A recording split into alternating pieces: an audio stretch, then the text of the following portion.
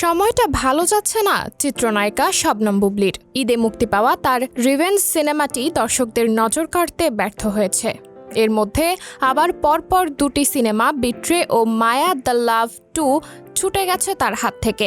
Cinema দুটির শুটিংও করেছিলেন এই চিত্রনায়িকা। বিট্রের পরিচালক মোহাম্মদ ইকবাল জানিয়েছেন, বুবলির দর্শকপ্রিয়তা কমে গেছে, তাই সিনেমা থেকে বাদ দেওয়া হয়েছে। এদিকে একটি গণমাধ্যমকে বুবলি জানিয়েছেন, শাকিব খানকে নিয়ে আপত্তিকর মন্তব্য করার কারণেই ইকবালের বিট্রে সিনেমা থেকে সরে দাঁড়িয়েছেন তিনি। বুবলি জানান, আমার পরিবার বলেন, সহশিল্পী বলেন, স্বামী বলেন এবং সব সম্পর্কের ঊর্ধ্বে আমার সন্তানের বাবা, তাকে নিয়ে যদি কোনো ব্যক্তি অসম্মানজনক কোনো মন্তব্য করেন, আমি অবশ্যই সে ব্যক্তিকে এড়িয়ে চলব। তাই যেদিন থেকে দেখেছি শাকিব খানকে নিয়ে ইকবাল ভাই আপত্তিকর মন্তব্য শুরু করলেন, তখন থেকেই আমি তাকে এড়িয়ে চলি। এদিকে বুবলির এমন কথার উত্তরে ইকবাল বলেন, বুবলি যদি সিনেমা থেকে সরে দাঁড়ায় তাহলে সাইনিং মানি আর 40% শুটিংয়ের টাকা ফিরিয়ে দিক। আমার টাকা ফিরিয়ে দেওয়ার জন্য না হয় আমি শিল্পী সমিতিতে লিখিত অভিযোগ জানাবো।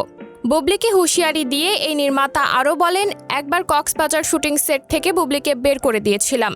1 ঘন্টা পর নিজের ভুল বুঝতে পেরে সে শুটিং করেছিল। আপাতত সেই বিষয়টি নিয়ে কিছু বলতে চাই না, প্রয়োজন হলে বলবো। সাবরিনা জলিল, সবার কথা।